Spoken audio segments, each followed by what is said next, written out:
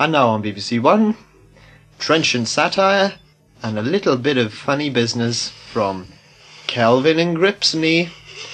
Kelvin and Gripsney, those two fucking men, they bore us senseless and then go to bed. They typed up some things that they hoped would get published. They didn't, so they gave them to a fan.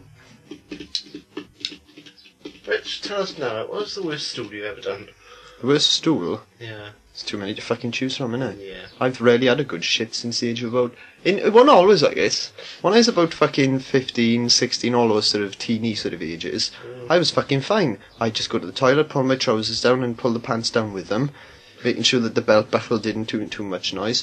And then I just fucking shit. The gap between sitting on the fucking bench, you know, the circular bench with a fucking gap in the middle that we call lav seat, and the stool emerging was like fucking negligible, you know. But I don't mean as well by negligible that like I barely had time to get the pants clear of buttocks before the shit came spewing out, which is sadly the case these days more often than not.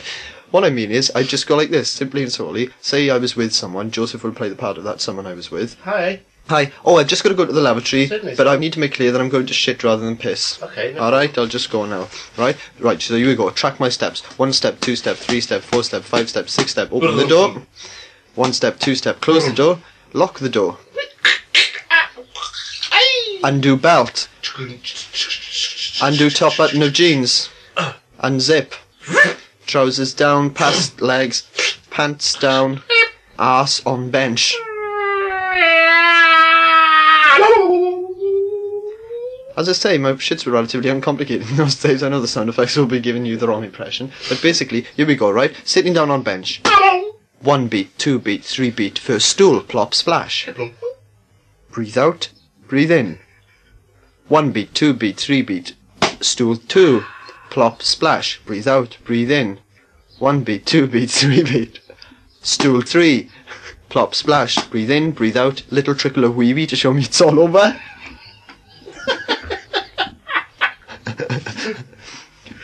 1 beat, 2 beat, breathe out, breathe in. Tear off strip of toilet paper, wipe ass. Once back, once forward, once back, once forward. Then 3 little ones in the middle, just to clean the ring itself. Drop paper into bog, splush. Do you stand up in all of this? There's nothing to do with you, that isn't, right? No, that's going too far. Right? Just the top little. No need to do any more wiping because it wasn't too filthy. Stand erect whilst pulling trousers and pants simultaneously over arse and genitals. Zip up, top button up, belt up, lid of toilet down, flush toilet, open door. 2 steps. Why do you put the lid down? Because that's polite. Closed door. No, for flushes. Walk back to companion. Companion there. My shit. Yeah. Good. Let's go. Sure. Now, these days, it's a fucking different story. And when I say these days, this actually has been going on since I was about 19.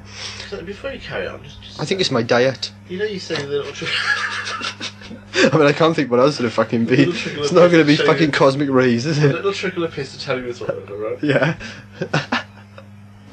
Wasn't there a bit of piss in beforehand? No. That's normal, surely. Not If you necessarily. need to piss and shit at the same time. Aye, if you need to piss and shit. I was just trying to make it uncomplicated there by going by a shit-only model. But even when there was shit, there was always a little trickle of piss. Otherwise, how would you know it was over? You wouldn't. You could be sitting there all day waiting for a sign from the heavens that there wasn't another stool on the way. And that's very much the case today. I don't mean today necessarily in the sense. Well, that may well be when I get to Paddington Station in. Well, there you go. That was an example of Evan's opening. Yeah, in better days. Yeah. Today, oh, fucking dreadful these days. In fact, it's got so bad that I've actually developed a hemorrhoid of my very own. I call him Arthur. Only the one? Just the one so far. I can feel it. Some days, I put my finger down there when I'm on the toilet. Now, this is difficult because I don't really want to cover my finger in shit. Although, say, 7 times out of 10, I end up with at least a little bit of shit there. Right? But basically, I want to feel the consistency of my pile that day. So what I do is I sit down when I know... There's a pile. Well, because it acts in every way according to the nature of a pile.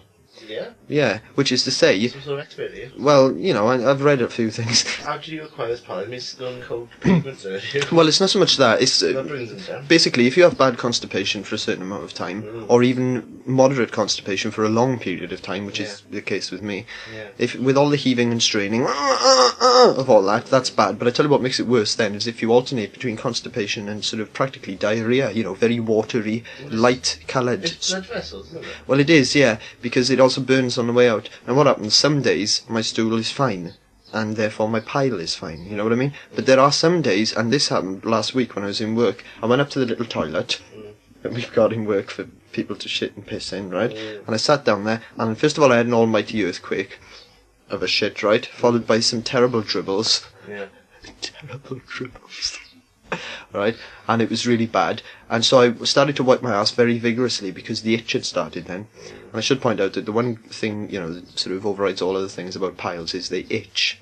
Right? And even though I've only got one, God, I can't imagine what it must be like to have a crop of them. Oh, I think I'll probably find out the way I'm fucking going. So I wiped my ass like fuck. But something to do with, obviously I still had a load of fucking stools in my bowels still to come out, right? But I thought, right, well I'll do for another shit, right? I'll do that in an hour's time or something, right? So I wiped my ass so fucking vigorously that I think I must have you ever noticed, if you're having a shit, right, and you've got constipation, a good thing to do is, you know the, what David Baddiel calls the smelly bridge? The perineum. Yeah, if you press the perineum very hard, sometimes it forces some of the stools down, right? And also if you manhandle your clitoris, sorry, if you manhandle your sphincter a lot, it tends to bring some shit out. Right? Well, as I was wiping my ass so vigorously in order to partly wipe the shit away and partly to scratch the itch in my pile, more shit came out. Luckily I had a bit of toilet paper in my hand, so I didn't get too beshitted, but all the same I did get a bit beshitted. So more and more shit came out, and the next time I went to wipe my ass, everything was a mess. It was like a rainy day on a racetrack. It was glistening, and as a result, I was wiping my ass, and it felt liquid, but when I looked on the bog paper, because you've got to see how clean it is, because that's how you know whether you finished or not, it was just blood. Blood all over it. I burst the fucking pile a little bit, and everything was everywhere. Why did you get some amiss off? Well, I don't fucking see the need for it. I like bleeding from the ass. It makes me a bit different from everyone else.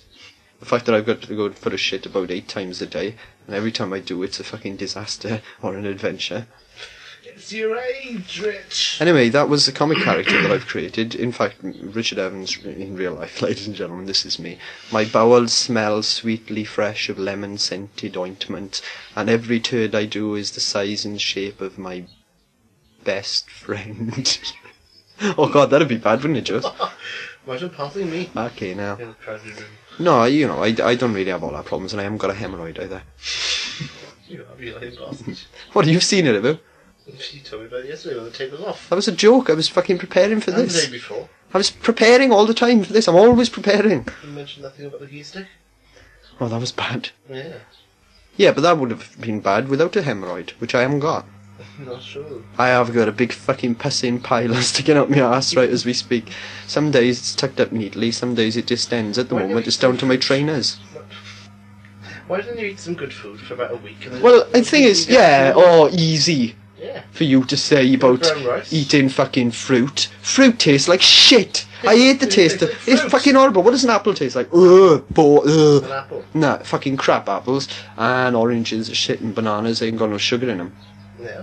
Not much. Natural sugar. No, well, not in it. I don't like natural sugar. I want it in a packet and put on. All I want is bars of chocolate and rid of them. Fucking big pile of chips and a sausage, bacon, beef, onions, potatoes and bacon again, and more beef, and some of that fucking porridge. No, not porridge. What do you call that stuff? It's thick and sickly. Bratty break. Peanut butter. Well, And fucking white bread with all the vitamins taken out. And more fucking chocolate bars and that. And I eat donuts as well. fucking hell. Chocolate donuts. I stuff up my arse. It's no wonder I have fucking problems. I abuse my whole fucking system.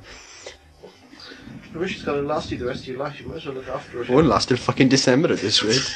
Some days, right, I wake up in the morning, it's really bad, like, because you know, like, overnight, obviously your body can't go to the toilet because you're asleep. right? Some mornings I wake up and my whole stomach area appears to be fucking quivering, and I don't know whether I want to shit or not. So what I do is I'm getting ready for work, is I go to the toilet and a few little farts come out, but I can't do it. So I'm driving down on my way to work, and suddenly this noise happens from my stomach, right? It goes like this, right? And what it means is, Rich, you need to shit within 8 seconds, otherwise, like, you're going to be very filthy and dirty. But I can't. I got to wait till I get to work. So by the time I do, fucking hell, the noise is astonishing. Yeah, it's bad enough because you're not clapped out old banger anyway.